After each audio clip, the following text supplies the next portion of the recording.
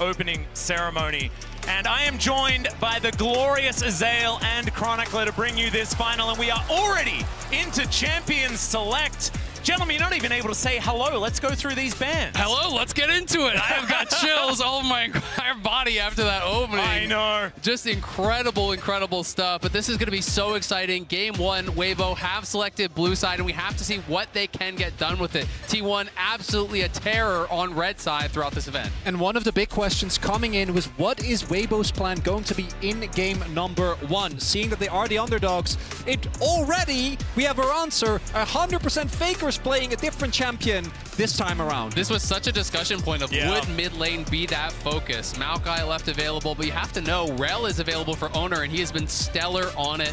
There's a lot of options here. Bot lane focus could be big as well, and they're going to do it right away. And this is the thing. The Kalista has been such incredible priority. It was something actually used against T1 in the JDG series, and I think Renata Glask is the most important champion for this series as a whole. Crisp, incredible on the champion. Kerry, of course, debuting it in their very first game in the Swiss stage at Worlds. So this is very, very important, especially to see what the rest of Weibo's plan is.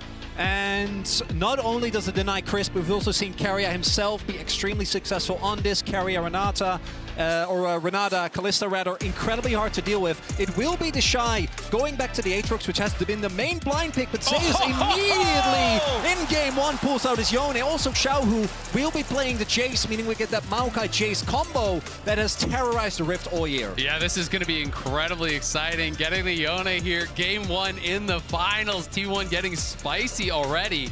And now is it actually the Yone for Zeus? That's the question. Faker. Because Faker has played, I believe he celebrated his 70th unique champion this year.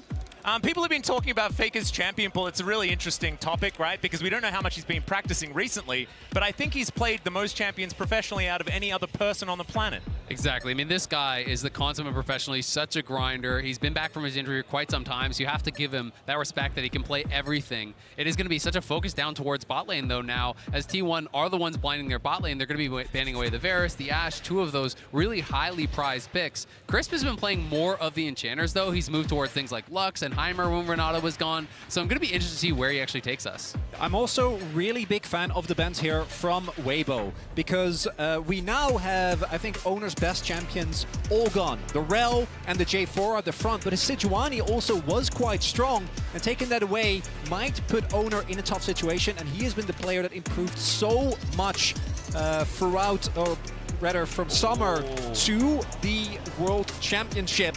Putting him in a difficult position could be a big win, as it is the Ahri for Faker. So Faker's Ahri coming out, and that does immediately make you think, could it be a Vi as that last pick? You know, the Vi Ahri pairing has been so popular throughout the year. There's also an angle to play like a Poppy or something like that if we get more dash-style champions coming out from Weibo. But it's going to be Senna TK just trying to neutralize this bottom lane here.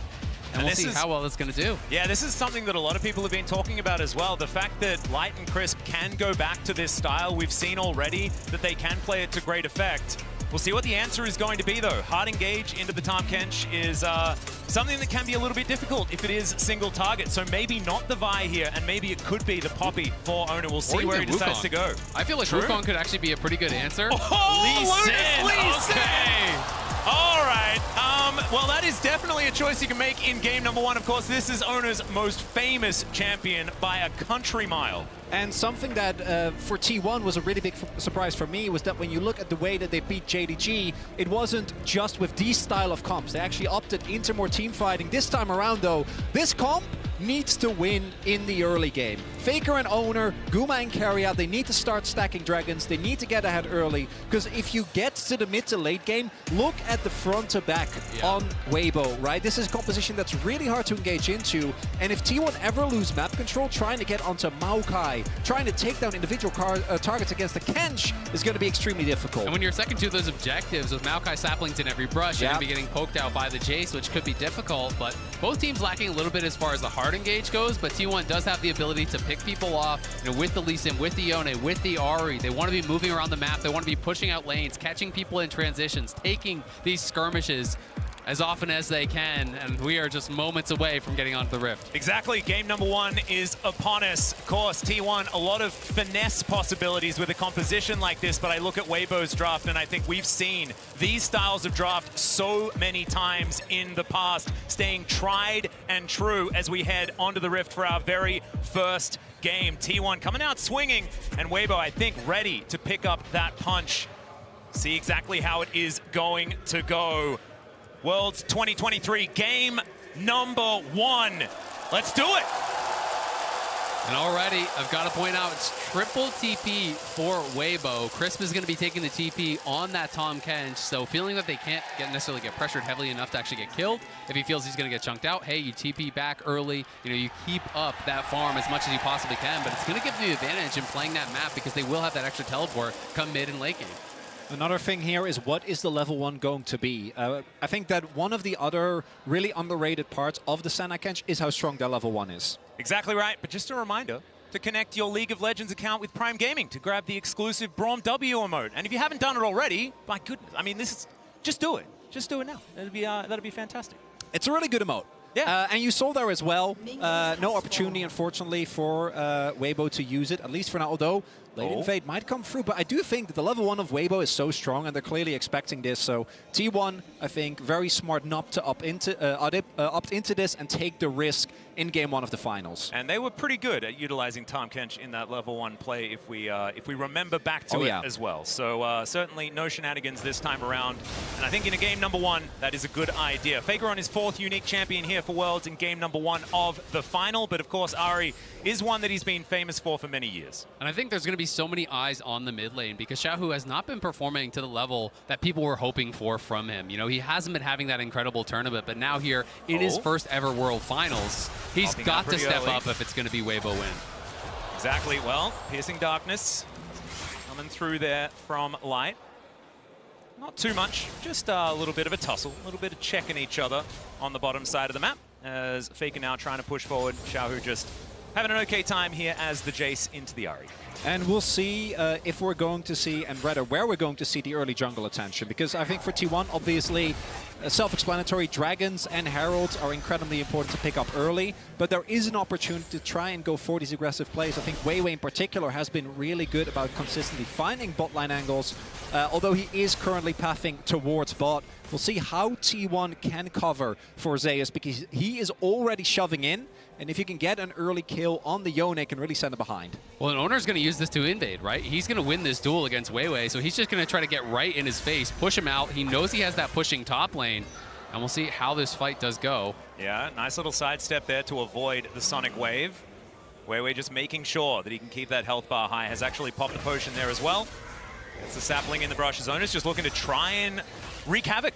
But look at Zeus. Zeus is already moving down. That's why he starts the camp now, because Zeus got the push in. He's going to come down, so Weiwei's going to have to back off. He could look for the 50-50, but he risks putting himself in danger. So it should be Owner grabbing the Wolf, and they can continue this pressure on. You can look towards mid now, as Xiaohu's in trouble. Yeah, Owner immediately moves over. There's the flash. Q's going to land from Owner, but he decides to not go in under the inner turret, and Xiaohu looks to try and fire back. This is just great stuff early on here from T1. Owner, 3 camps top, moves into the enemy jungle to cover Zeus on the push, then uses Zeus' pressure to move down, steal the Wolves, rotates over towards mid where Faker has that, now into a bot side scuttle. This is really clean, really well pre-planned play here from T1. And I'm going to be looking towards how are the junglers able to punish the lack of flashes. W as Faker gets the charm. He stomps it to the skies, but I don't think it's going to be enough because his flash is already down. And first blood goes to Xiaohu. And I haven't even finished my sentence, or Weiwei does that exact thing.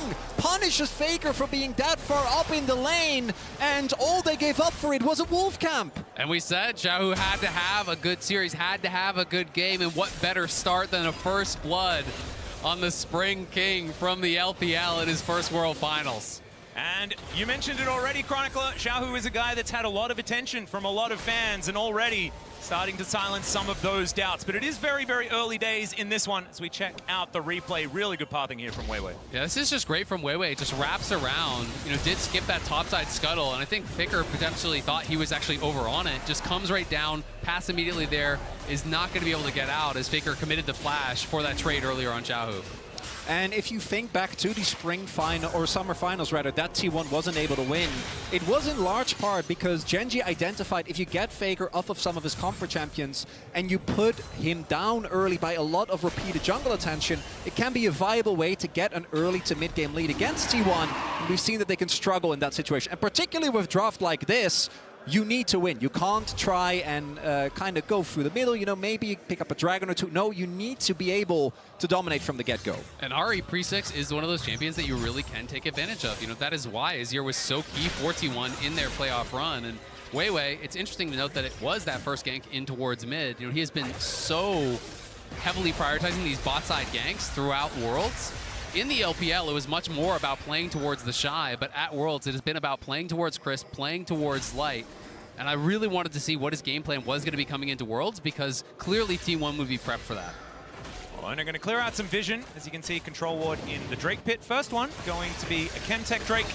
And Ona is going to very happily join Keria as they look to take this one down. So at about 6 minutes into the game, we will have our very first dragon. Faker coming on over, not going to be able to steal anything away, just getting some information here for T1. So they will be able to secure this dragon. So that is one of the steps that they have taken here. Still, they're going to need those big advantages like you guys were talking about in order to make this one work. Looking here towards the bottom side, Gumayusi has a huge advantage over the Tahm Kench, but something that you would expect. It's not necessarily a lane you can really judge on CS. I mean, you can see it in both top and bot lane, though. You know, these CS differences obviously is the Tahm Kench versus that Kalista, not comparing it with the Senna. But both top and bot, significant CS advantages already here for T1. Mid, slightly favored towards Faker despite the death. They are out-farming their opponents, and that's why they're still up this slight amount of gold despite giving up that first blood.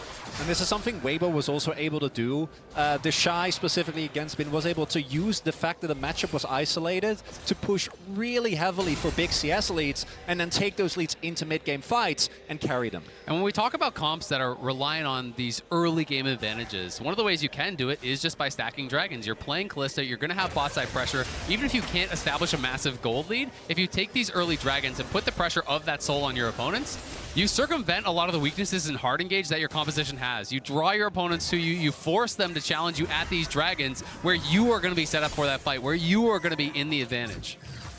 Well, right now, it is just a bit of trading in lanes. Weibo going to go home, collect himself a book and a control ward, try to get back to it as Chris, the tongue lash.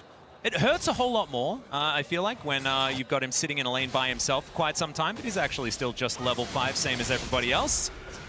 And Gumayusi still playing aggressively, not able to land too many of these pierces, as Zeus' soul is relatively unbound as he just keeps shoving these waves relentlessly into the Shy's turret. First plate has gone down already here for T1, like you were mentioning, as they are playing into the advantages in gold that is now ticked up to about 500.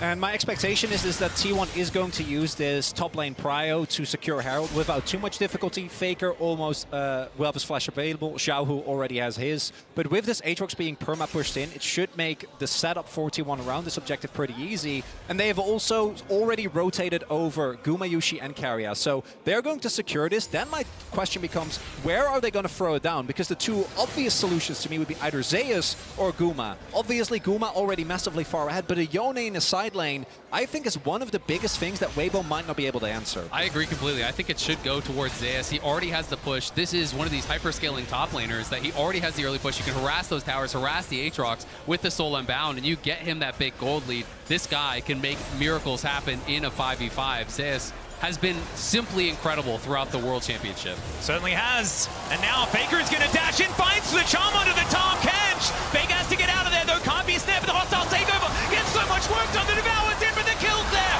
For Ona, Xiaohu now going down low as Faker dashes forward once again. But it looks like they'll have to settle for one and a Herald. And Weibo, they see that T1 is at the Herald. They rotate over, and I think they try to recuperate. But that's sunken cost fallacy because they just walk up. T1 finds the angle, and Weibo give up the Herald and a kill. Exactly, and maybe going to lose some farm down on bot side as well, because Chris has no TP, but Zeus. Nature's Grasp comes in, he gets pulled back, he's interrupted from the ultimate. Zeus does get a knock up there and a shield, but I think he's still dead. And there it is, the answering kill from the Shy. Weibo able to punch back on the top side. You can see Owner hanging around that bottom side, potentially threatening, as Guma and Keria are going to push it in. already have taken a plate themselves down there, but great kill back on the top side. Does help to equalize the gold there for the Shy. Yeah, gold now actually completely fine. The Shy might even be able to pick up a plate as well. And crucially, Zeus doesn't have TP, so actually is going to lose out on this wave. Unlike Faker when he was ganked earlier, could just TP back to the lane. Not going to be the case here. And that's the second time that Weibo, the initial play might not work, but Weiwei pulls it back. Exactly. And Zeus just couldn't use that ultimate quite fast enough, you know, so Weiwei was able to get ahead of him, blocks the ulti, and then from that point, Zeus says, you know what, I'm dead either way, so I'm going to hold on to the flash, but that is an unfortunate death for him as he had so much pressure on top side, so much tempo, and a lot of that is going to be lost now, but not lost in the mid lane where Faker has continued to push in, continued this relentless aggression here despite being that first death. Yep. Even though he did fall down first up, Faker is pretty good at bouncing back from initial deaths. The global taunt that he's had for the last 10 years seems to be the thing. The most ganked man of all time. I think it's probably true, but also he's played like the most games out of anyone else that still plays currently. So it's a weird stat to go towards. Bottom side of the map, we do see a reset coming through here for Gumushi and Keria. Not quite towards the first item yet for the Kalista, which would be pretty important for the next fight coming up. We'll see what they can get for themselves. Yeah, you see as well already, Weibo is moving up. The second Drake, I think, is really pivotal. There are a lot of good Drakes still available for T1. No Chemtech Dragon in particular. We know exactly what Drake it's going to be. It's T1. It's Cloud. It's got to be the Cloud. They've got the most Clouds out of any other team at Worlds. You don't want him to have Cloud Soul, particularly not with the amount of mobility on the team. So I think that Weibo is going to try and contest here. But T1 still are the ones with control of their pot side. Prio is now being found by Light and Crisp. Herald being placed down just in mid lane to try and pressure Weibo out and get a quick move into the river.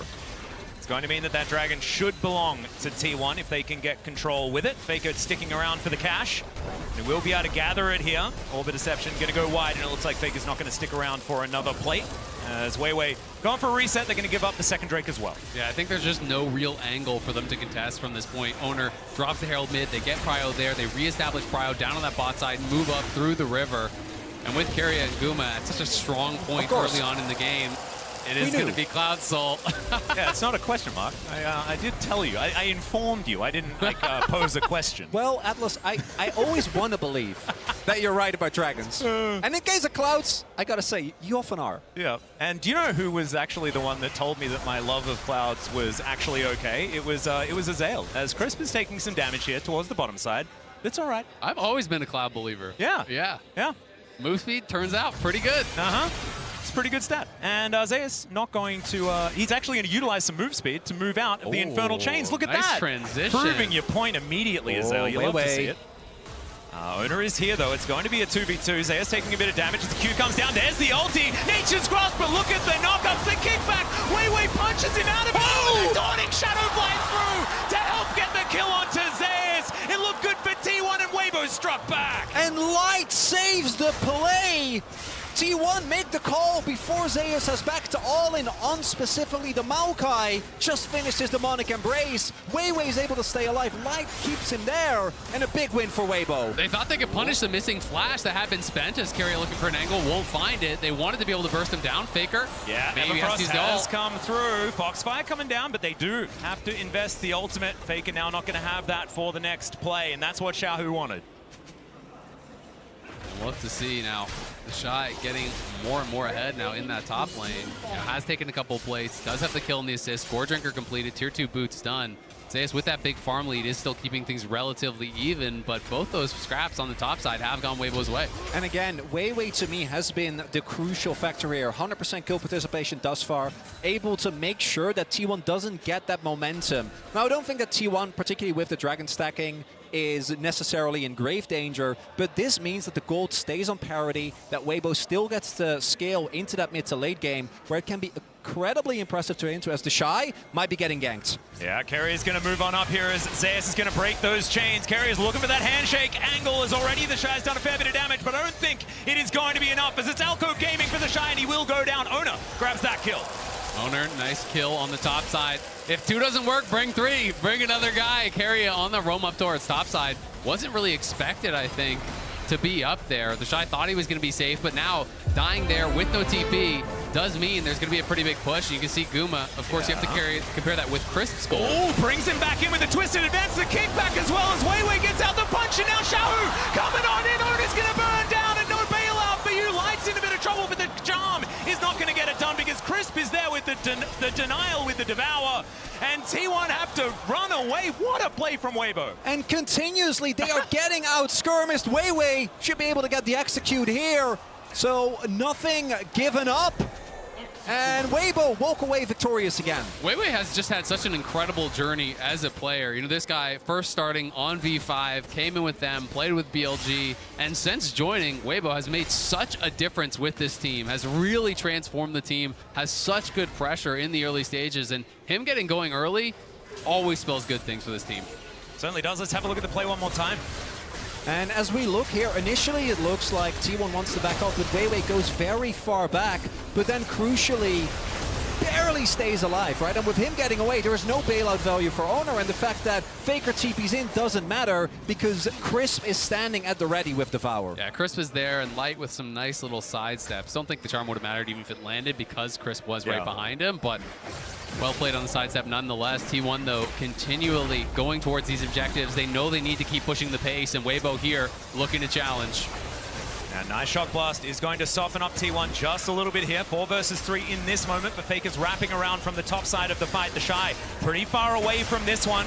And Zeus is moving in, gets over the wall. There's the ult. It's going to be dodged as he gets himself out of there with the Unbound Soul. And T1, they are going to be able to secure the Herald. Forces the flash from Light, and they get the Herald. Really nicely done from T1. That is what has been going their way all game long. And now I'm wondering, can T1 also get themselves to this Dragon in time? I think they just have enough time to still get the backs in, make their way, spend their money, and then try and set up this soul point very early on. Because while when it comes to gold, Weibo has been able to stay very relevant, if T1 pick this up, they will have gotten every single objective thus far, and it will at the very least force Weibo to maybe make some tough decisions once Zeus in the sideline becomes hard to deal with, because I wouldn't be surprised if he ends up going for Hullbreaker again. And this is such an early soul point that they will be moving to. Their third Dragon here taken, if they can get it, around 17 and a half minutes into the game. You know, threatening that 23-minute soul would be a really tough spot here for Weibo. So they have to get mid lane control. They have to be able to push this out, then move into the river.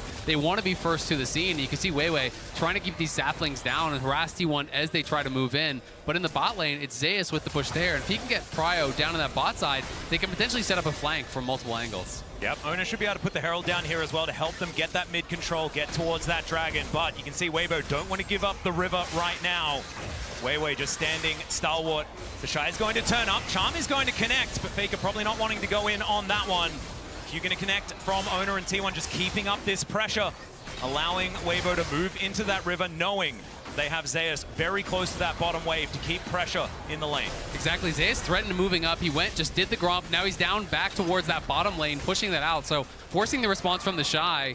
T1 are happy in this stalemate position right now. They still have the Herald to work with, so if Weibo overcommit towards the Dragon, they can just drop Herald mid and guarantee that tier 1. Carrier's going to miss the handshake, but the Q's going to land from Owner. Weiwei could avoid it with the twisted advance. Owner not going to go in as the Everfrost, it gets the Devour. Gumayushi getting himself out of there and utilizing his ultimate to save Carrier as well, but that is so many cooldowns, and now Weibo have started up the Drake. Weibo might be looking to go for it. They've also used a number of cooldowns themselves, most notably the Shy and Weiwei's ultimate. We'll see if T1 tries to go for an alternative play, just push mid, but it looks like Weibo isn't even going to give them the opportunity as Owner! Oh, there's a kick flash. Shao's going to be pushed into Faker the flash forward, but the Charm is going to miss. What? The Pierce doesn't land, and Shao just walks it off.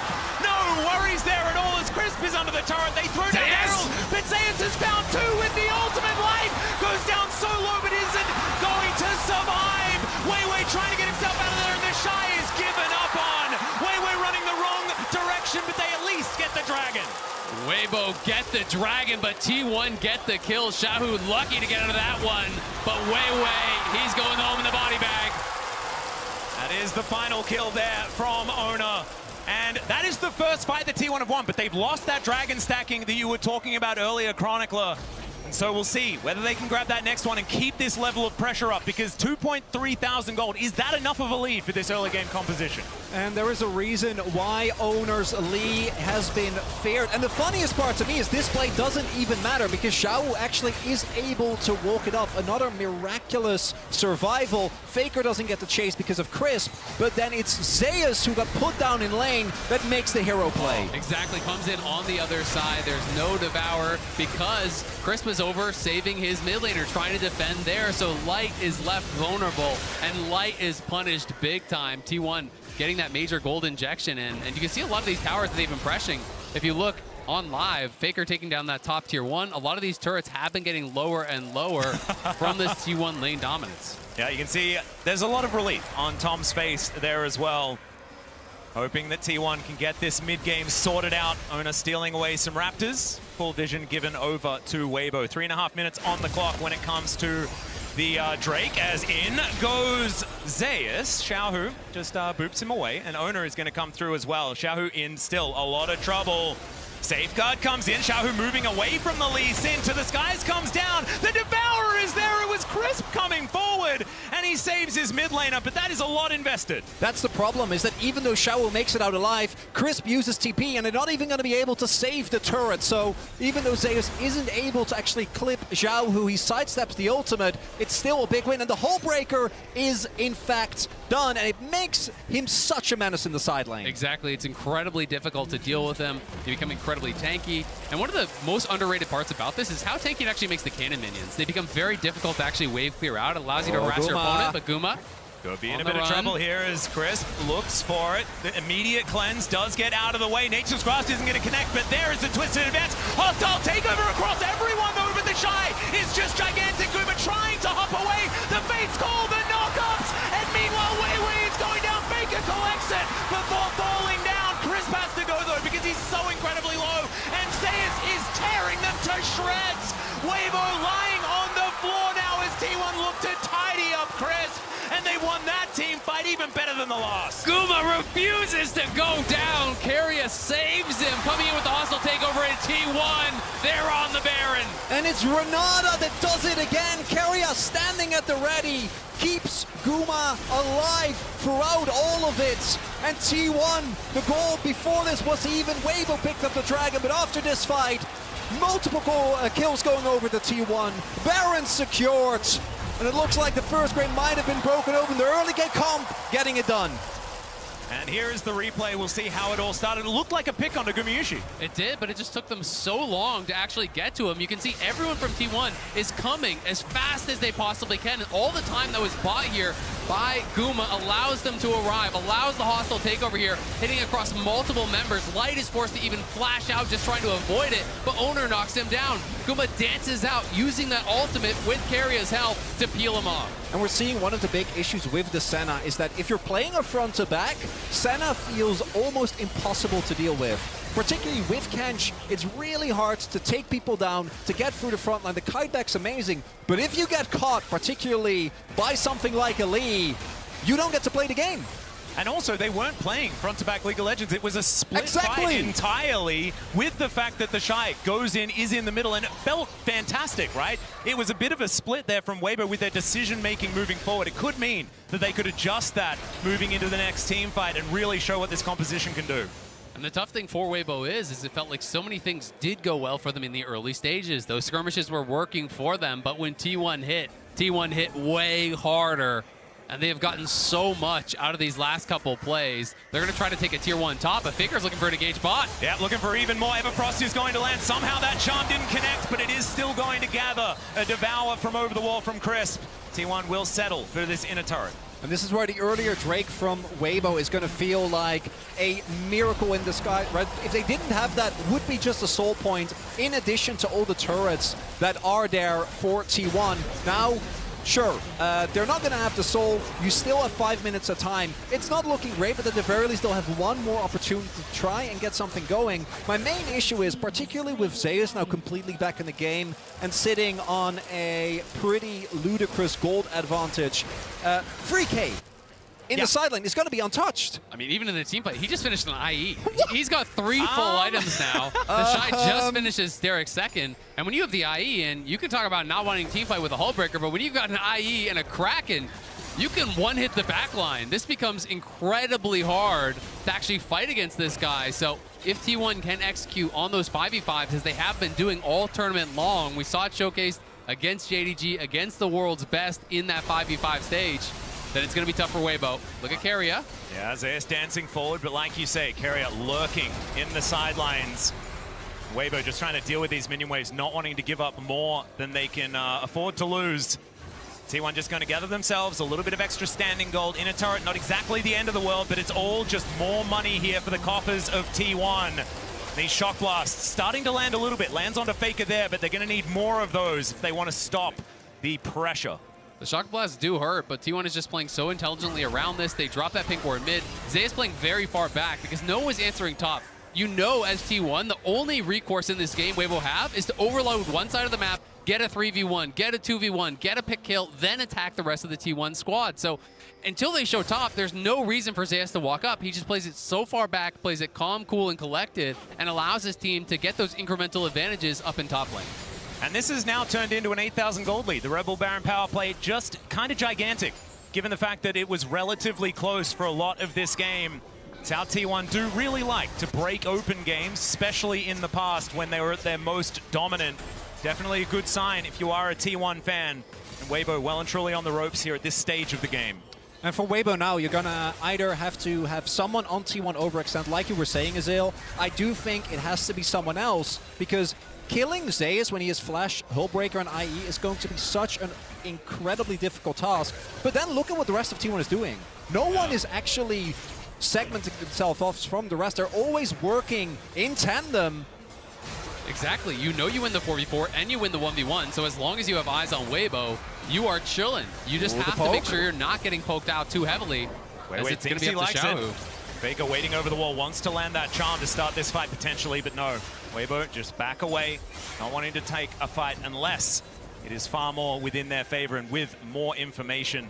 And that is a very difficult thing to gather here in this game. You talk about saplings, things like that, all these opportunities. If you can't walk out of your base, they don't do a whole lot of good. It does get very difficult. At the very least, you can use that to clear out brushes, to move forward, try to reclaim some vision, as they're going to do now. Knowing that T1 is on the reset, they will try to deny some of this vision, but the death cap is going to be here soon for Faker. You can see Wit's End going to be pretty soon as well for Guma. These third items are going to be coming through when the GA comes in for Owner as well. T1 are just trying to get as prepared as possible for the Soul or for this Baron, where they are really going to look to dominate. And really nicely done, shown by our observers here, is how little Weibo know. Well, obviously they have a suspicion that T1 is going to be somewhere in the jungle and they can scout with saplings, but actually retaking control becomes incredibly difficult. And right now, it's still fine, but in 40 seconds, the Baron is coming up and Weibo will be faced with one of two choices. Either you just try to hard force your way in and like flash engage with Weiwei onto someone of T1, but if they don't give you that opportunity, you're gonna have to try and fight up a straight fight. And one of the biggest problems with that is when you're approaching Baron from blue side, you're setting up for a perfect carry ultimate, right? You know, you all try to flash in, try to go for that engage. If you're trying to follow up on Weiwei's play, there's gonna be a hostile takeover coming through your entire team. So the difficulty is extremely high for Weibo from this position. Also really difficult to lock down Zeus is if he's only trading with that Unbound Soul available. You can see Xiaohu comes down. That gives T1 the idea that there are two invested towards that bottom side. That pressure from Zeus pretty clearly illustrated in that moment. And look at the item spikes. Wits End done for Guma. No death cap for Faker. GA for Owner. And on Weibo's side, 2 item power spikes have been hit, but don't know if that's going to be enough. Xiaohu, though, does have his Cyrildas done. Maybe that can give them the poke they need to contest this Baron, but it looks like it just isn't sticking. I mean, it feels like it's just basically all up to Xiaohu from this position. He needs to be able to hit Shock Blast on key members that can't heal them up, which is basically just Faker. Yeah, Owner going aggressive. There's the kick flash once again. Weiwei's going to flash to his advance to get himself back. There's the Nature's Grasp as well, as Owner's going to have to get out of there. Safeguard is enough of a shield. The Dawning Shadow not quite there with the damage. And T1, they tried something. They're not going to get any kills, but they get the flash from the jungler. And T1 don't even have to give up Owner's GA, right? He could play that aggressive knowing that he still has his GA available as, oh, he might have a flank here. Oh, Keria. Okay, looking for that angle as Xiaohu. I think they might know. Going to face check. Oh, they just saw him hop out of the brush. Not quite sneaky enough. The Shock Blast comes in eventually, but that is going to put enough fear into Weibo. And Zeus, yeah, like 3 hits in this Cloud Drake. Yeah. And he is just going to kill that thing so fast. They're going to start Baron at the same time. They're just going to start it up. I think at this point, T1 feel that they can do everything at once. And Weibo, you've got to make a stand now. There's just no way from this position you can give up a free Baron. Well, Weiwei is in the vicinity, but the rest of the team is still making their way over. The Shy does have teleport, but they have no information. They have no vision. This Baron is gone. This can't walk up. There's not really anything you can do. Yeah, looking for the angle. It's not exactly behind Xiaohu, but he's pretty fast. As Xiaohu's going to avoid the charm for now. Shock Blast connects onto Faker there as well. He's still going to look for that reset angle, and now with the Baron buff in tow, T1 feel like they don't need a reset to try and break open the base of Weibo here in Game 1 of the finals. Nature's Grasp flying forward. Ona still has that GA, remember? Chris going down so incredibly low. Zeus just executes the Shy up to the side, and there is another one. This guy's Yone is just absurd. And the inhibitor's going to go down. Weiwei is burning there as well, as now Xiaohu tries to be the hero, but it does not work out, and I think T1 are just going to end Game 1 here. And the early game, T1 not able to get a bunch of crucial kills, but they don't let it phase them. They are able to find the one skirmish they're looking for, take the Baron, and from that point on, Weibo doesn't get to fight back. And now 1-0 here.